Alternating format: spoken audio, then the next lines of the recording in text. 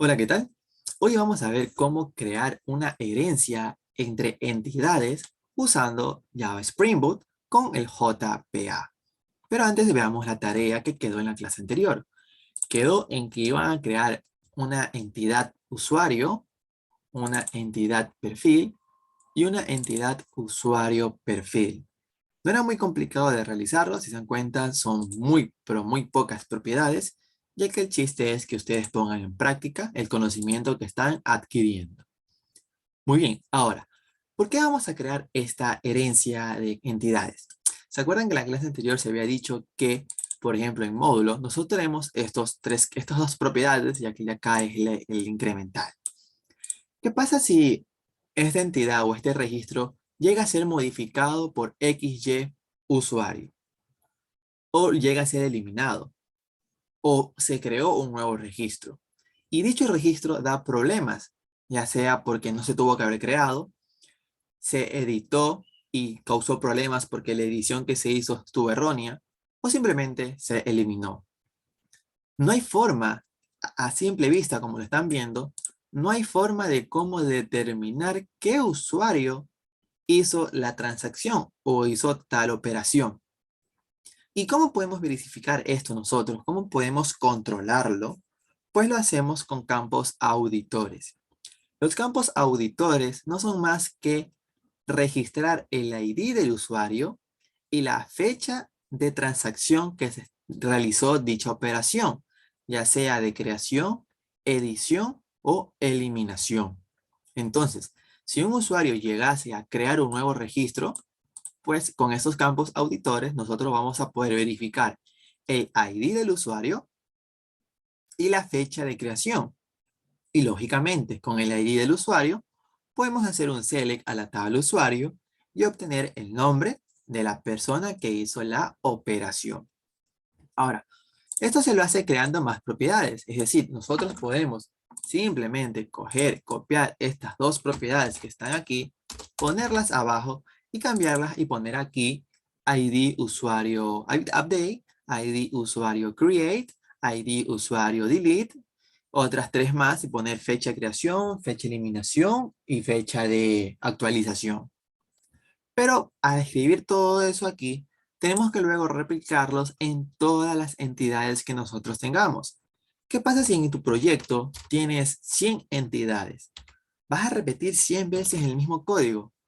Como que no es muy eficiente, ¿verdad? Como que no es tan lindo repetir varias veces el mismo código. Para eso usamos las clases padres y aplicamos la herencia. ¿Se acuerdan cuál es el término de herencia?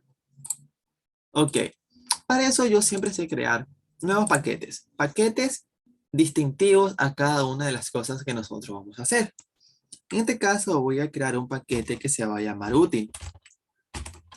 En este paquete útil, por lo general sé poner todas las clases que van a ser útiles a nuestro proyecto. Es decir, una clase que puede realizar operaciones en el cual dichas operaciones las vamos a estar utilizando en toditas. Pues la ponemos en útil. O algunas otras clases, por ejemplo, de comentarios personalizados. Es decir, nosotros tenemos un mensaje y ese mensaje queremos mostrarlo cada vez que se realice una operación, pues y para no estarlo replicando en cada una de esas operaciones, pues lo creamos en una clase, lo colocamos en el paquete útil para luego poderlo reutilizar. Bueno, son pequeños conceptos que se ha aprendido a lo largo del tiempo. Bien, vamos a crear la clase. Esta clase la vamos a llamar de la siguiente manera. Auditor Files Entity. Editores de campos, o sea, los auditores de los campos de una entidad.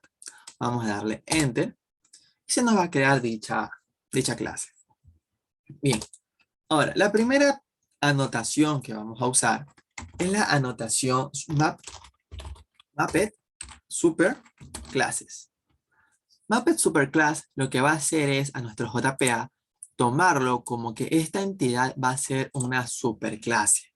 Es decir, que esta superclase, al ser heredada por una de estas entidades, JPA va a tener que tomar todas sus propiedades y ponérsela en cada una de nuestras entidades hijas.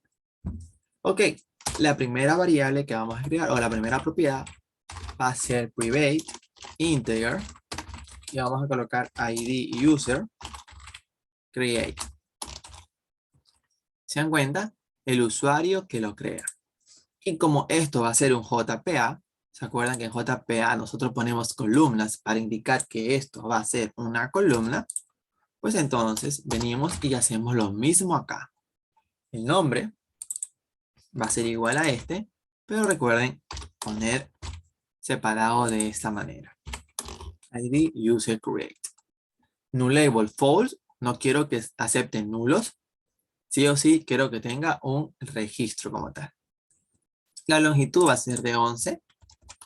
Único no quiero que sea único, porque ese mismo ID puede replicarse en las demás transacciones. Ok, volvemos a copiar esto y lo pegamos abajo. Ahora, un usuario que crea necesita tener una fecha de creación. Y la fecha de creación va a ser local date time. Y aquí vamos a poner el nombre. Date create. Fecha de creación. De igual manera lo pegamos aquí arriba, separado de esta manera. Y aquí no le ponemos longitud, porque es una fecha. Perfecto. Lo mismo hacemos con los otros campos. Ya no va a ser ID user create, sino que va a ser ID user update. Y aquí colocamos update.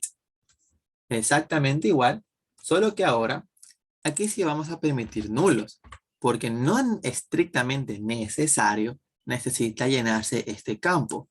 Porque cuando tú creas un registro, no le vas a poner que lo estás modificando, porque es la primera vez que lo estás creando. Perfecto. Aquí también en la fecha. Si es la primera vez que lo estás creando, pues no es necesario ni obligatorio colocar una fecha de actualización. Así que lo colocamos como que acepte nulos. Y aquí no es date create, sino date update. Y aquí copiamos esto y lo ponemos aquí abajo. Perfecto.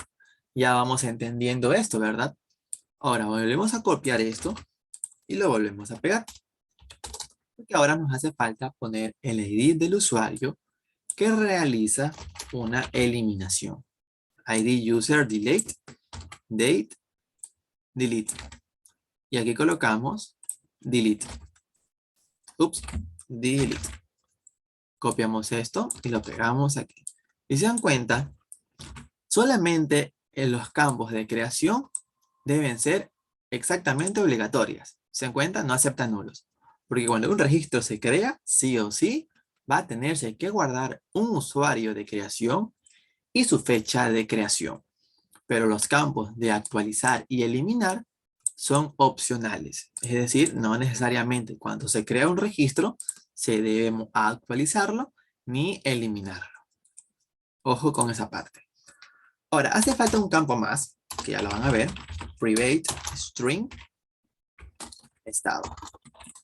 Este campo que está aquí nos va a permitir nosotros saber cuándo ese registro como tal, cuándo ese registro está activo o inactivo. Ok, no cuándo, sino que esta propiedad nos va a permitir a nosotros saber si el registro se encuentra activo o si el registro se encuentra inactivo. Ya sea, estamos buscando, por ejemplo, un usuario tal, ¿verdad? Y ese usuario justamente en estado se encuentra inactivo. Es decir, ya está deshabilitado, pero no necesariamente significa que dejó de existir, ya que el estado puede ser A, de activo, puede ser I, de inactivo, o puede ser la E, de eliminado. Si dan cuenta, con esto nosotros podemos ir verificando. Es decir, cuando se crea el registro, va a tener el estado A. Cuando se actualiza, puede como que no pueda tener un estado I, ya que simplemente modificaste un nombre o una descripción, o lo modificaste para ponerlo inactivo. Y cuando se haga un delete, el estado debe ser sí o sí una E. Recuerden que las eliminaciones son lógicas. Un label true va a permitir que sean nulos. Y la longitud, si se dan cuenta, es un carácter como tal, pues la vamos a poner de 1. O bueno, pongámosle de 2 por si acaso. Perfecto. Y ya con esto nosotros tenemos mapeada nuestra superclase. Nuestra superclase que va a poder ser heredada por nuestras entidades hijas. Ahora, ¿cómo heredamos? Pues lo heredamos de la siguiente manera, con la palabra reservada extends. Y aquí venimos y copiamos nuestra entidad. Y lo importamos. Y también importamos su dependencia que está aquí. Hacemos un import de dicha clase. Y ya con esto, cuando volvamos a ejecutar nuestro proyecto, en nuestra base de datos vamos a ver cómo tiene ahora estas propiedades de aquí, que son los campos auditores. Antes de ejecutarlo, vengamos, copiemos en las demás entidades. Esto sí, en todas las entidades va a tener sí o sí esta propiedad. Copiamos, pegamos. Pegamos aquí y pegamos acá. ¿Se dan cuenta? No ha marcado ningún error. Ahora vayamos a compilarlo. Esperamos un rato a que se compile.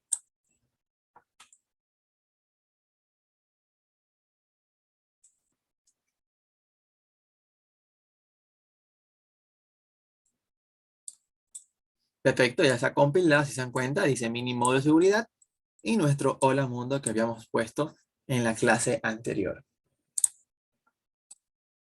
Bien, ahora venimos acá, abrimos nuestra base de datos MySQL Workbench, que es nuestro gestor, y como podemos visualizar aquí que ahora módulo contiene nuestros campos auditores. Si se dan cuenta, son los que están acá. Fecha de creación, fecha de eliminación, fecha de actualización, nuestros campos status, varchar de 2, porque le pusimos una longitud de 2, y en nuestros campos ID del usuario que crea, elimina y actualiza. Perfecto. Ya con esto hemos logrado hacer una herencia de clases en Java Spring Boot usando JPA. Perfecto. Entonces nos vemos en el siguiente video para más contenido. Bye bye.